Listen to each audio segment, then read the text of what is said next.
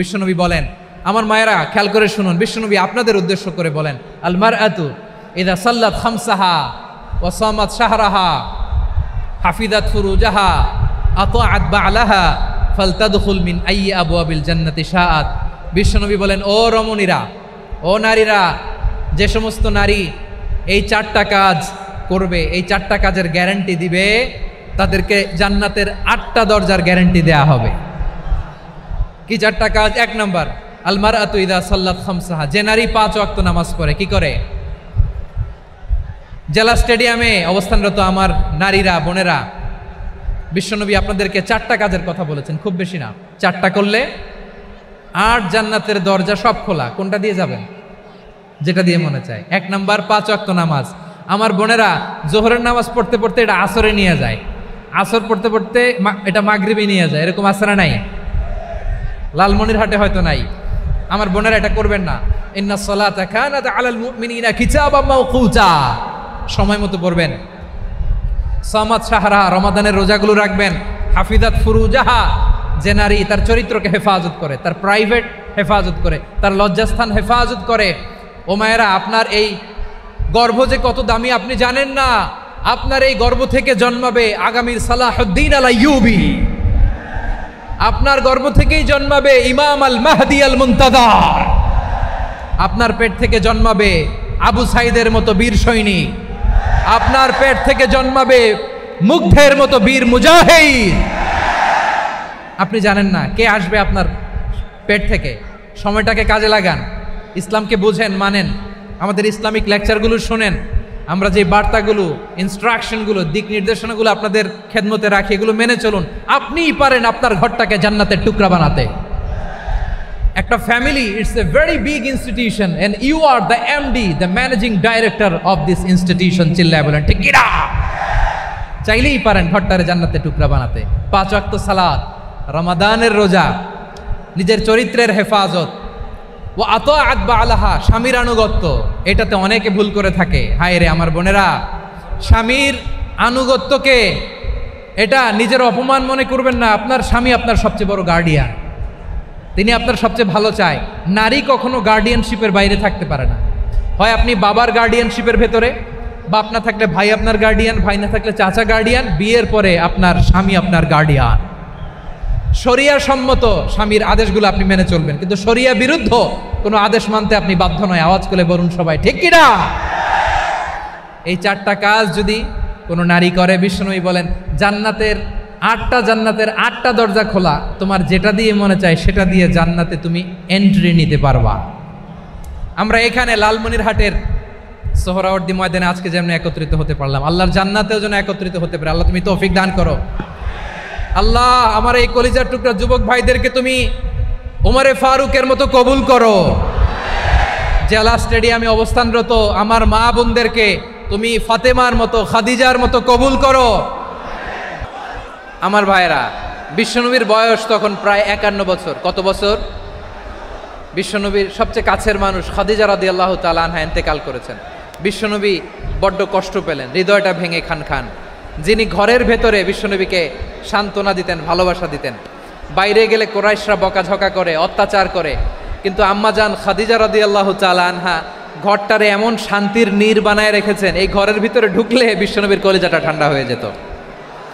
এজন্য রব্বুল আলামিন বলেন, খাদিজা, ও আমার বান্দি খাদিজা, জান্নাতে এমন স্পেশাল একটা ঘর আমি তোমার জন্য রেডি করে রেখেছি। ওই ঘরের মধ্যে কোনো আওয়াজ নাই, ওই ঘরের মধ্যে কোনো নয়েজ নাই, ওই ঘরে কোনো বিশৃঙ্খলা নাই।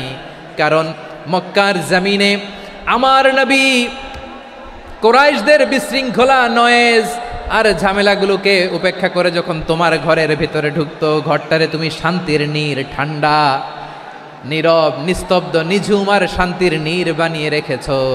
এজন্য জান্নাতে স্পেশাল একটা শান্তির নীড় আমি তোমারে উপহার দেব। ওই প্রিয়তমা স্ত্রী খাদিজা ইন্তেকাল করলেন, বিশ্বনবীর হৃদয় ভেঙে খান খান। আবার ওনার চাচা আবু তালেব ইন্তেকাল করলেন, যিনি পলিটিক্যাল শেল্টার দিতেন নবীকে। কে দিতেন? আবু তালেবের ভয়ে, বিশ্বনবীর এই চাচার ভয়ে কোনো মুশরিক নবীর গায়ে হাত দেওয়ার সাহস পায় নাই।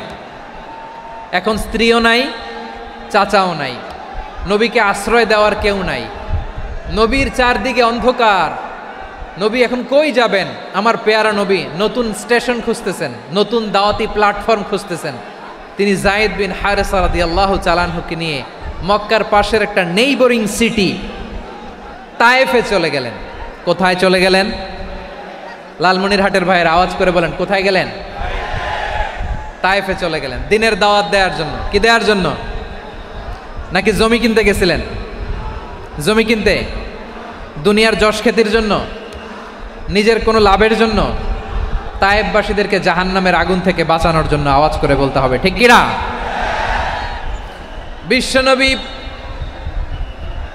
বিশাল মরুপথ, পাহাড়ি পথ পাড়ি দিয়ে তায়েফের মরুজমিনে গেলেন কোরআনের দাওয়াত নিয়ে, ইমানের দাওয়াত নিয়ে। কিন্তু তায়েফের লোকেরা বিশ্বনবীর দাওয়াতকে শুধু প্রত্যাখ্যান করেই থামে নাই, তারা বিশ্বনবীর সাথে অত্যন্ত খারাপ আচরণ করেছে, বিশ্বনবীকে শারীরিকভাবে হেনস্থা করেছে, আমার নবীকে শারীরিকভাবে অত্যাচার করেছে, আমার পেয়ারা নবীর গায়ে পাথর মেরেছে, বিশ্বনবীর গা বেয়ে ঝরঝর করে রক্ত ঝরেছে, নবী জামিনের মধ্যে লুটিয়ে পড়েছেন, আবার মেরেছে, আবার নবী হাঁটতে শুরু করলেন, পেছন থেকে আবার মেরেছে, আবার নবী রক্তাক্ত হয়ে জামিনের মধ্যে লুটিয়ে পড়লেন, আবার মেরেছে। বিশ্বনবীর মতো এত সুশ্রী মানব, বিশ্বনবীর মতো এত শুভ্র মানব, বিশ্বনবীর মতো এমন চমৎকার দেহাবয়ব দিয়ে রব্বুল আলামিন কাউকে বানান নাই। এরকম চমৎকার মানুষটাকে তারা তায়েফের ওই জামিনে রক্তাক্ত করেছে। বিশ্বনবী দুনিয়ার কোনো স্বার্থের জন্য সেখানে যান নাই, নিজের কোনো লাভের জন্য, প্রাপ্তির জন্য যান নাই, তায়েফবাসীদের জাহান্নামের আগুন থেকে বাঁচাতে গিয়েছেন। ঠিক কিনা বলেন? খে না খে দিন প্রচারের কাজে নিজেকে দিয়েছ বিলিয়ে, তায়েফের কাফিরেরা চিনল না সে আলো, দুষ্ট ছেলেদের পিছু দিল লেলিয়ে, পাথরের আঘাতে ক্ষত বিক্ষত হয়ে সারা শরীর থেকে রক্ত ঝরে। হে রাসূল তোমাকে ভুলি আমি কেমন করে, হে রাসূল তোমাকে ভুলি আমি কেমন করে। পারেন না আপনারা? ধরুন আমার সাথে, হাজার ব্যথা বেদনার পরে ফিরে আসনি তুমি আপন ঘরে, দিনের আলো তুমি ছড়িয়ে দিতে চলে গেলে মদিনায় মক্কা ছেড়ে। হে রাসূল তোমাকে ভুলি আমি কেমন করে, হে রাসূল তোমাকে ভুলি আমি কেমন করে। ঠিক কিনা বলেন?